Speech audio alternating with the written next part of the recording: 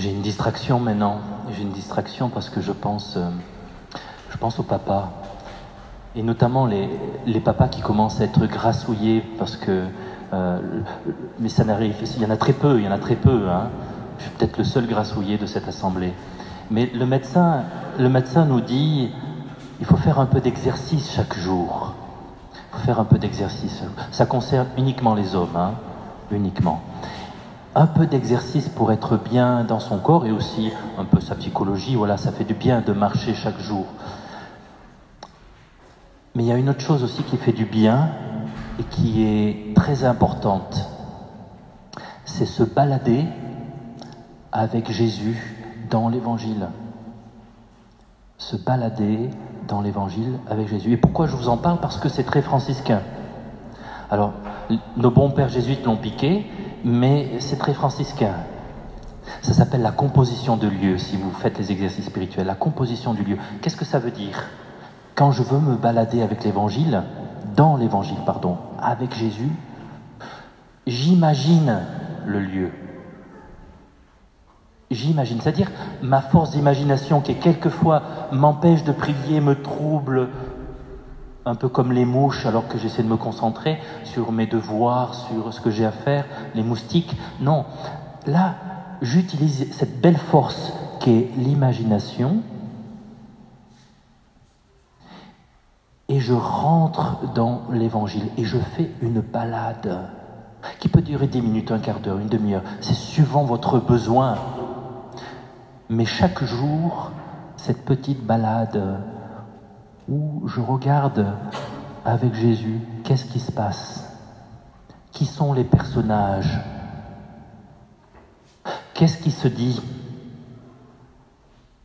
Qui est là? Et moi, où est-ce que je me place pour écouter, pour voir Jésus parler? Et je reste là, et je contemple, et je me nourris, et je me laisse déplacer aussi, parce que ça peut me troubler. Ça peut me troubler aujourd'hui, par exemple, si je fais cette balade dans l'Évangile avec Jésus, j'entends Jésus qui dit, et je l'entends. Et si quelqu'un blasphème contre l'Esprit Saint, il n'aura jamais de pardon. Jésus, que j'imagine dans ma balade avec moi, il est devant moi et il me dit, et si quelqu'un blasphème contre l'Esprit Saint, il n'aura jamais de pardon. Waouh! Comment je fais pour accueillir ça, Jésus? Qu'est-ce que tu veux me dire là, Jésus? Et puis moi, je ne sais pas vous comment vous accueillez cette parole, parce que on peut rationaliser, on peut réfléchir, on peut dire c'est quand même dur comme parole. Moi, je deviens un peu égocentrique quand je suis stressé et je pense à moi là. Je me dis mais Jésus, est-ce que ça m'est arrivé moi de tomber là-dedans quoi? Parce que je suis fichu. Qu'est-ce que ça veut dire? Et alors là, je parle avec Jésus. Je parle avec Jésus. Et alors quand je suis coincé, quand j'ai des questions, je peux prendre le catéchisme, je peux prendre aussi un bon exégète. Alors moi, en tant que franciscain, je prends les écrits de Saint François. Et je vais voir dans ses écrits, dans ses biographies, qu'est-ce qu'il a dit par rapport à ça, par rapport au péché contre l'Esprit Saint. Et je suis sûr d'y trouver quelque chose, même si j'ai oublié là, je suis sûr de trouver quelque chose parce que Saint François, il a beaucoup creusé le pardon. Peut-être un jour on ira ensemble en Italie sur les pas de Saint François. Il y a un lieu qui s'appelle Poggio-Bustone. Et à Poggio-Bustone, Saint François a accueilli le pardon. Et pourquoi on le rappelle en ce lieu? Parce que c'était très important pour François. Saint François, il a vécu une jeunesse un peu dissipée, même très dissipée, à tel point qu'il culpabilisait énormément. Il était bloqué. Il culpabilisait énormément par rapport à ce qu'il avait fait. On ne sait pas ce qu'il a fait exactement. En tout cas, il dit sobrement qu'il était dans les péchés. Et c'est en ce lieu-là, Poggio-Bustone, qui est resté comme une relique pour nous. C'est un beau couvent, un beau lieu. Il faudra qu'on y aille ensemble. Avec les adolescents, on ira sans doute en juillet 2019. Ben oui, vous n'êtes pas au courant? C'est un projet, il faut prier. Hein. Donc François, il s'y connaît en pardon. Donc je vais regarder les sources franciscaines. Et alors, vous me croyez ou pas, mais il ne parle pas du tout de ce verset. François ne parle pas de ce péché contre l'Esprit Saint, c'est-à-dire du péché impardonnable. Il n'en parle pas. Et alors, je me suis dit, mais pourquoi François, tu n'as pas parlé de ça alors que c'est quand même un peu troublant? Et eh bien moi je pense que c'est parce que Saint François sait que Dieu peut tout. Dieu peut tout. Il peut tout pardonner parce qu'il est pardon en lui-même. Dieu peut tout. Alors ça veut dire que l'impuissance de Dieu à pardonner ne vient pas de Dieu, mais de la personne qui se bloque. Vous voyez, la toute-puissance de Dieu s'arrête à notre liberté. Voilà pourquoi, pour François, ça n'a pas de sens de parler de l'impuissance de Dieu, parce que Dieu est tout-puissant. Et donc, prêter comme les scribes de l'Évangile, prêter des mauvaises arrière-pensées à Jésus, fermer son cœur. Je refuse Jésus, quoi qu'il fasse et quoi qu'il dise, il a beau faire et dire ce qu'il veut, ça ne m'intéresse pas. Et là, forcément, Dieu s'arrête parce qu'il respecte notre liberté. Des spirituels disent que Dieu nous conduit jusqu'au bout de nos fermetures.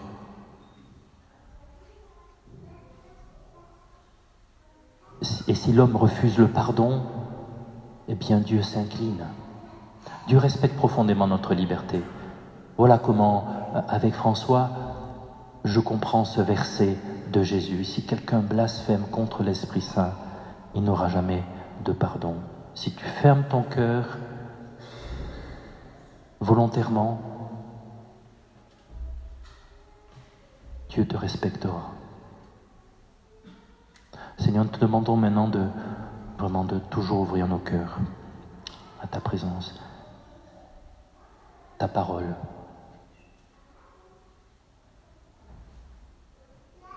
Tu ne veux perdre aucun de tes enfants.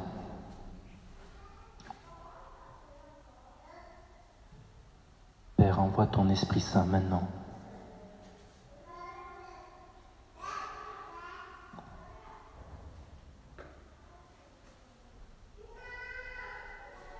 Et voyez, je vous parlais de la promenade avec Jésus dans l'Évangile. Et justement, c'est une belle médecine. C'est une belle médecine pour garder son cœur ouvert, pour l'ouvrir davantage. C'est une médecine. Parce que, avec la vie que nous menons, avec tous nos contacts, il y a plein de tentations. Et parfois, je peux faire comme Adam et Ève, sans le savoir, ou en étant un petit peu dans la limite, je peux me mettre à dialoguer avec le serpent. Et là, c'est fichu pour moi. Et là, c'est fichu parce que je commence à me faire des nœuds dans la tête. Je ne sais plus ce qui est vrai, ce qui est faux. Je perds le bon sens. Et ça arrive dans notre vie. Parfois, on est troublé. On ne sait plus où on en est. Et donc, se replonger, refaire une balade à ce moment-là, dans l'Évangile, avec Jésus, c'est essentiel. Parce que sinon, et la tentation est vite là. Je viens en concurrence avec Dieu. Alors que, mais dans les défis de ma vie, Dieu est mon allié. Écoutez bien ça. Dans les défis de ma vie, Dieu est mon allié.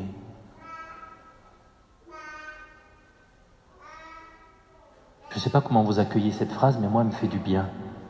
Dans les défis de ma vie, Dieu est mon allié. Comme c'est libérant. Trouvez pas? Quand on accueille cette vérité profonde. Dans les défis de ma vie, Dieu est mon allié, pas mon concurrent. Comme Adam et Ève, quand ils ont pris le fruit de l'arbre de la connaissance du bien et du mal, ça ne veut pas dire grand-chose peut-être pour nous, l'arbre de la connaissance du bien et du mal. C'est juste grammaticalement la traduction, mais on devrait traduire des choses très concrètes. Les Hébreux ne sont pas théoriques, ils sont concrets.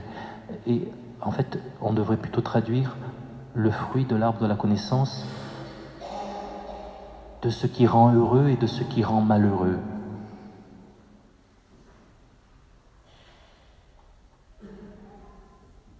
Et Dieu est mon allié dans mon chemin de vie pour être heureux. Dieu est mon allié. Alors, je vais avoir comme Adam et Ève la tentation de prendre possession de ma vie, de tout maîtriser par moi-même. Ça, c'est une avidité du savoir. J'ai cette tentation, mais je peux la vivre avec Dieu. Tout savoir d'un coup. C'est ça le péché d'Adam et Ève.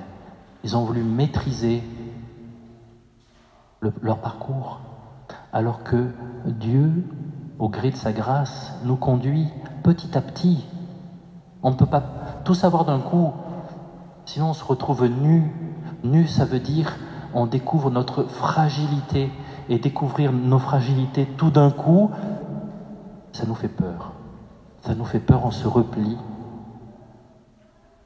Alors que Dieu sait peu à peu nous révéler, nous découvrir notre nudité, nos fragilités. Dans les défis de ma vie, Dieu est mon allié.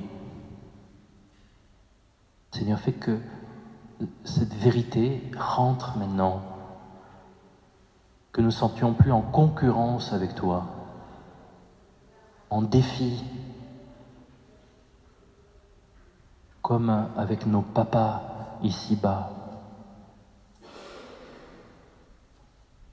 Parfois, ça nous arrive de rentrer en défi, en confrontation, mais avec toi, que ce soit une alliance, Père, une alliance. Tu es notre allié. Sois béni, Père.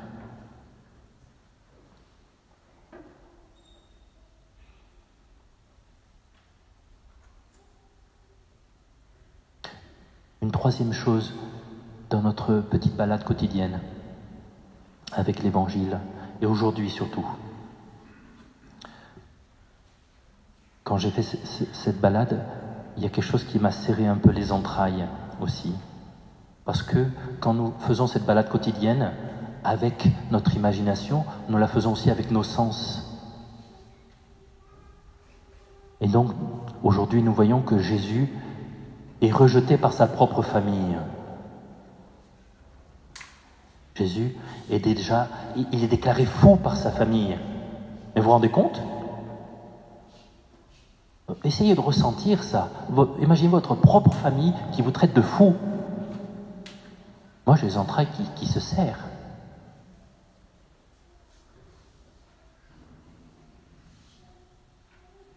Et il ne vit pas seulement ça, il est rejeté par les autorités religieuses qui déclarent qu'il est possédé.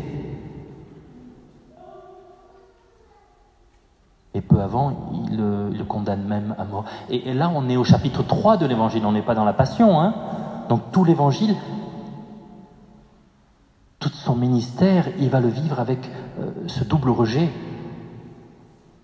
Alors moi, j'ai les entrailles qui se serrent devant ça, parce que je ressens avec vous ce qu'a enduré Jésus. Mais aussi, je m'émerveille. Je m'émerveille. Parce que quelle liberté intérieure de Jésus. Quelle liberté intérieure de Jésus. Waouh.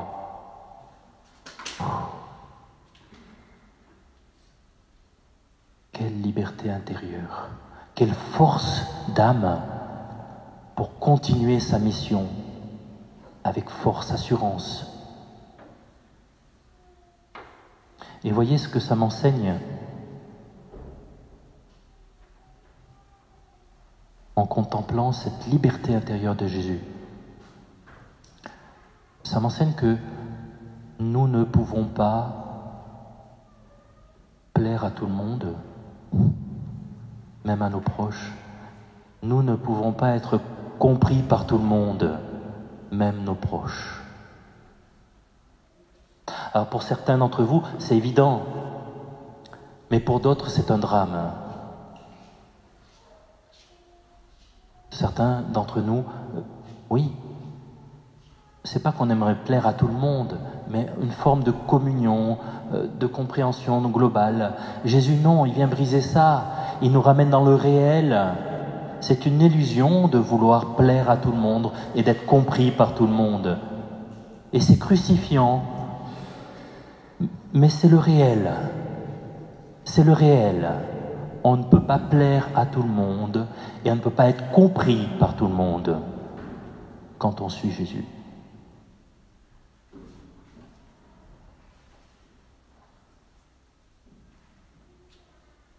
Et accepter ce cheminement, cette vérité aussi, qu'on ne peut pas plaire à tout le monde, être compris par tout le monde, c'est libérant, une fois pour toutes. C'est libérant.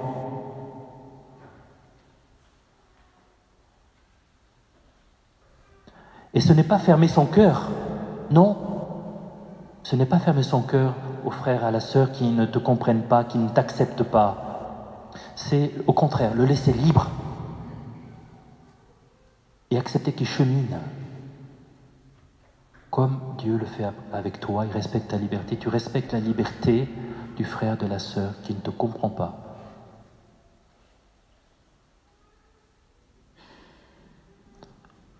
En conclusion, voyez, par cette promenade quotidienne qui peut durer 10 minutes, un quart d'heure, 20 minutes, selon vos besoins, avec votre imagination, avec vos sens, ou alors vous avez d'autres moyens sains, mais voyez le but, ce ne sont que des moyens, mais le but c'est être de plus en plus frère, sœur, mère de notre Seigneur Jésus-Christ. Amen.